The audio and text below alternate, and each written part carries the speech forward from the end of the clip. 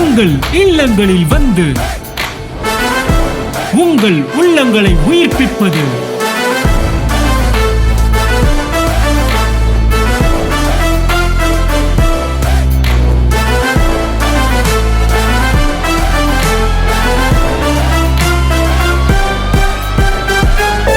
உங்கள் channel DJ. அல்லேலூயா. எல்லாம் சந்தோஷமா இருக்கீங்களா? ஏன்னா நான் 21 வருஷமா சந்தோஷமா இருக்கேன். நான் வந்து 21 வருஷம் அண்ணனோட வாக் பண்ணுறேன். நான் இங்கே வரும்போது என் பையன் வந்து ஆண்டோட்ட சொல்லிட்டு வந்து அழுகக்கூடாது ஏசப்பான்னு. ஆனால் எனக்கு நிறைவாய் செய்ததுனால நிச்சயம் அந்த நன்றி கடன் இருக்கு. எனக்கு அதிகமாக செஞ்சுருக்கிறார் ஏசப்பா. என் மகன் 7 வயசில் நான் இந்து பேக்ரவுண்டில் வந்தவ.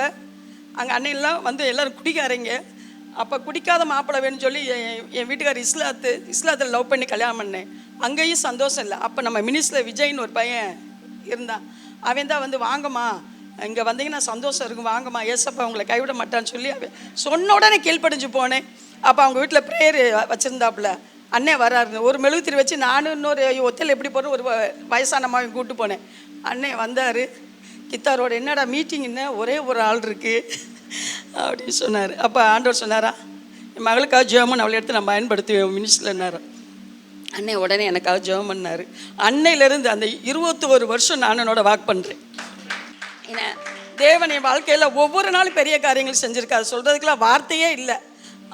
நிறையா காரியங்கள் செஞ்சுருக்காரு. எல்லாரும் கைவிட்டாலும் என் தேவன் கைவிடாமல் நான் இந்த மினிஸ்டில் வரும்போது அண்ணேட்ட சொன்னேன், என்ன எல்லாரையும் நான் விட்டுட்டு வந்துட்டேன், எனக்கு ஏதாச்சும் ஒன்றுனா என் பிள்ளைக்கு நீங்கள் தானே என்ன. அப்போ அண்ணன் சொன்னார், சிஸ்டர் திரும்பி பாருங்கள் ஒரு கூட்ட ஜனம் இருக்குது அப்படின்னாரு. அப்போ கார்த்தி, விஜய், ஜேமி, என்ன பிரீட்டோ எல்லாம் சின்ன அப்போ ஒரு சகோதரர் ஒரு கூட்டம் இருக்குன்னாரு. அதை இன்ன வரைக்கும் இது வந்து என்னுடைய குடும்பமாக தான் நினச்சிருக்கேன். எங்கள் அம்மா எலிசபெத் அம்மா தர்மரப்பா ஜெபித்த ஒவ்வொரு ஜெபங்களுக்கும் என் தேவன் எனக்கு நான் தனிமையில் இருந்து இப்போ சொல்கிறேன், நான் ஜெபிச்சதே கிடையாது. ஆனால் எங்கள் அப்பா தர்மரப்பா 5 மணிக்கு எந்திரிச்சு கதிஜாவை ஆசீர்வதியுங்கள் என் மருமகன் அப்படியே சொல்வார். அப்போ அண்ணன் சொன்னார், கஜா சார் 5 மணிக்கு எந்திரிச்சு தண்ணி குடிக்க போகிறேன் அப்பா கதிஜான்னு சொல்லி பேர் சொல்லியிருக்காரு. எங்கள் அப்பா எங்கள் அம்மா ஜெபிச்ச ஜெபம், எங்கள் அக்கா மாருக அம்புச்சக்கா, ஜெயதாக்கா, என் தம்பி மாருக, இவங்க கூட இவங்க தான் ஸ்பெண்ட் பண்ணேன் 21 வருஷம். அதனால் ஒவ்வொரு நாளும் நான் சந்தோஷமாக இருக்கேன். நான் தனிமையில் இருந்தாலும் என் குடும்பம் இது வந்து என் மினிஸ்ட்ரின்னு நான் நினச்சதே இல்லை. என் குடும்பம் தான் இன்ன வரைக்கும் சொல்லுவேன், இது என் குடும்பம், எங்கள் அண்ணன், எங்கள் அண்ணி, என் பிள்ளைங்க எல்லாரும் என் பேரன் பேத்திய. எனக்கு பேரன் பிறந்தப்போ கூட அவ்வளோ எக்ஸைட்டாக ஆகலை. ஏன்னா நிறைய பேரன் பேத்தியை நாங்கள் பார்த்துட்டேனே. என் குடும்பத்தை பார்த்துருக்கேன். இவன் இப்போ தான் நான் வந்தேன். அநேக பேரன் பேத்தியில் இந்த தேவன் எனக்கு கொடுத்தாரு. அந்த சந்தோஷம் எனக்கு இருக்குது. கர்த்தரை நான் மகிமைப்படுவதாக. அப்புறம் ஒரு 9 வருஷத்துக்கு அண்ணன் மலேசியா போனப்போ எனக்கு ஓவர் பீரியட்ஸாக 1 மந்த்து போகுது. ஆனால் அதே ஆசிரியப்படாமல் நான் பாட்டு ஊழியம் செஞ்சுட்டு வந்துக்கிட்டு இருந்தேன். அப்போ ஆஸ்பத்திரியில் போய் எதுக்கு காமிங்க, எங்களுக்கு ஃபேமிலி டாக்டரே இல்லை. இத்தனை வருஷமாக 64 வயசாகுது எனக்கு. ஆனால் ஆஸ்பத்திரிக்கு போனதே கிடையாது. அந்த சூழ்நிலையில் தேவன் என்னை வந்து ஆரோக்கியமாக ஆக்டிவாக வச்சுருந்தாரு. கர்த்தருடைய நாமம் மட்டும் மகிமைப்படுவதாக. அப்போ ஆப்ரேஷன் பண்ணணும், கட்டி இருக்குது அப்படின்னாங்க. அப்போ அண்ணே மலேசியாவில் இருக்கார். உடனே காத்து மெசேஜ், அக்காவுக்கு ஆப்ரேஷன் பண்ணுமா, ஒன்றும் பண்ண வேண்டாம் நான் வந்துட்டேன் அப்படின்னு அண்ணே சொன்னாங்க. சரின்ட்டு நான் ஆப்ரேஷன் பண்ணல. எங்கள் வீட்டுக்கார் 50,000 அனுப்பிச்சி விட்றேம்மா ஆப்ரேஷன் பண்ணு, உன் காசுக்காக நான் ஆப்ரேஷன் பண்ணல, என் தேவன் எனக்கு நான் அவருக்கு ஊழியம் செஞ்சுருக்கேன், நான் ஆப்ரேஷன் கத்தி வைக்க மாட்டேன் அப்படின்னு சொல்லிட்டு தைரியமாக இருக்கேன். அண்ணே வந்தார். வந்தோடனே இப்படி ஃபோனில் தான் இப்படி இருக்குது, விசுவாசிக்கிறீங்களா சிஸ்டர்? என்னத்தான் விசுவாசிக்கிறீங்களா இல்லையா? விசுவாசிக்கிறேனே, எனக்கு ஆப்ரேஷனில் தேவன் சுகத்தை கொடுப்பாரு அப்படின்னு. சரி ஃபோனை வச்சுட்டார். அப்புறம் கொஞ்சம் நேரத்தில் அதை அடித்து எப்படி விசுவாசிக்கிறீங்கன்னு கேட்டார். ஆண்டவர் சுகத்தை கொடுப்பாருன்னு விசுவாசி. நான் எப்பயும் பேசுகிற மாதிரி பேசணுன்னா ஒன்று நீங்கள் நான் விசுவாசிக்கட்டான்னாரு. சரி நான் எனக்கு பதில் நீங்கள் விசுவாசிங்க அண்ணேட்ட கையில் கொடுத்துட்டேன். அண்ணே சரின்னு சொல்லிட்டு கஜாஸ்டர் காலையில் 6 மணிக்கு வீட்டுக்கு ப்ரேயருக்கு வர சொல்லுப்பா அப்படின்னார். காலையில் 6 மணிக்கு ஃபேமிலி ப்ரேயர் நடக்கும் அப்படின்னா சரின்ட்டு காலையில் 6 மணிக்கு 5 குளிச்சுட்டு போகிறேன். கதவு பூட்டி இருக்குது. 7 மணி வரைக்கும் அம்மா வந்தாங்க, நீனாம்மா வந்துட்டு என்ன கஜாஸ் அண்ணே 6 மணிக்கு ப்ரேயருக்கு வர சொன்னார்மான்னு. ப்ரேயர் எங்க கஜாஸ் 6 மணி உட்காந்துருக்காங்க, நீங்கள் ஐயோ இன்றைக்கி ப்ரேயர் இல்லையாம்மா, சரி வாங்க சிஸ்டர்னாரு. அம்மா போய் ஒரு டம்ளரில் தண்ணி கொண்டாடினாரு. அம்மா தண்ணி கொண்டு வந்தாங்க.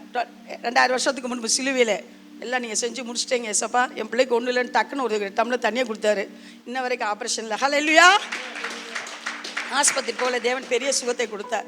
2வது கோலும் கையுமாய் வந்தவர்களை 2 பரிவாரம் ஆக்கின தேவன் இந்த இடத்துல இருக்கார். ஆமென், ஹல்லேலூயா.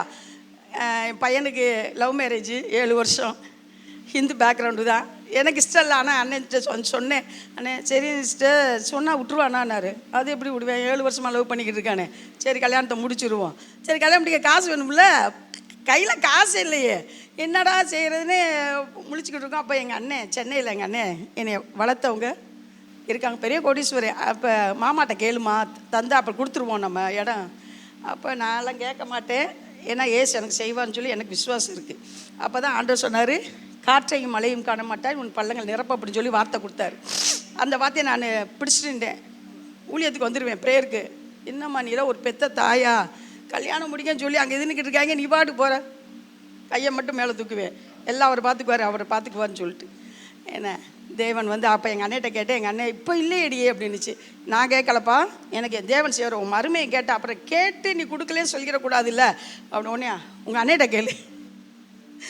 எங்கள் அண்ணனுக்கு நம்ம தான்டா கொடுக்கணும், எங்கள் அண்ணன்ட்ட வாங்கக்கூடாது அப்படின்னு. ஏன்னா பொண்ணு வீட்டில் இருக்கிறாங்க, இந்த வருஷத்துக்குள்ளே கல்யாணம் முடியணும் அப்படின்னு சொல்லிட்டு. தேவன் வந்து அற்புதமாய் செய்தார். தேவன் மகனுடைய திருமணத்தை மகிமையாய் நடத்தி கொடுத்தார். நான் நினச்சே பார்க்கல. ஆனால் அவன் என்னென்ன நினச்சானு எல்லாத்தையும் அந்த திருமணத்தில் தேவன் வந்து ஒரு இடம் சும்மா ஒரு 10,000 ரூபாய்க்கு வாங்கி போட்டேன். 2000க்கு முன்னாடி நான் சோம் சார்ஜ் ஒர்க் பண்ணும்போது அதை நினைக்கவே இல்லை. ஆனால் அதை விற்று 20 லட்சம் கையில் கொடுத்தாரு. மயங்கையில் தான் கொடுத்தேன். அழகாக தேவன் மகிமையாய் தேவன் திருமணத்தை நடத்துவார்.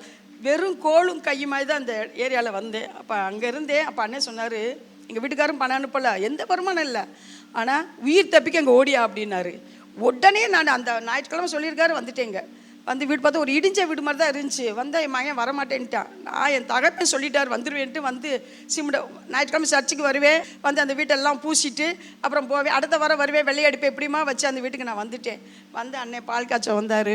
அப்போ அண்ணே சொன்னார், என் பிள்ளை என் சொல்லுக்கு கீழ்ப்படிந்து வந்தபடியால் என் பிள்ளைய கோடான கொடியா நீங்கள் ஆசீர்வதிக்கணும் ஆண்டவரேனார். அந்த வார்த்தை என் தேவன் இன்னவட்டே நீ ஆசீர்வதிச்சிருக்காரு. அழகான திருமணத்தை மகிமா நல்ல மருமக கொடுத்தாரு.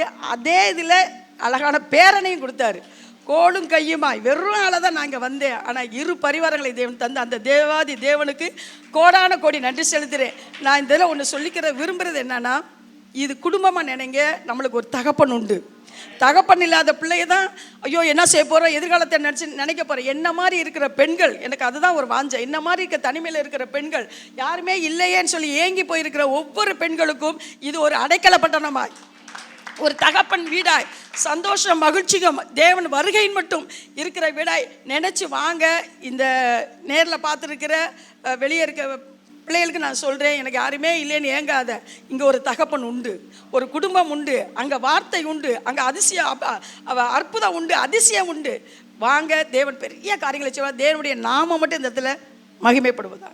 அதே மாதிரி என் தகப்பன் ஃபேமிலிக்கு நான் ரொம்ப நான் வந்து கடமைப்பட்டிருக்கேன். என் தகப்பனை ஆசீர்வதிக்கிறேங்க, நீனாமாவை ஆசீர்வதிக்கிறேன். அதே மாதிரி அக்காமார்கள் எல்லாரையும் ஆசீர்வதிக்கிறேன். என் கூட இருந்து பயணிச்ச என்னுடைய சகோதரங்கள் நிறைய பேர் இருக்காங்க.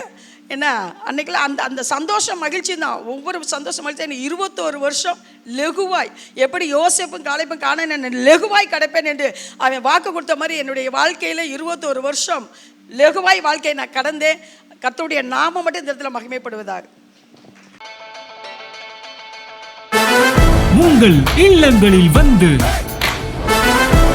உங்கள் உள்ளங்களை உயிர்ப்பிப்பது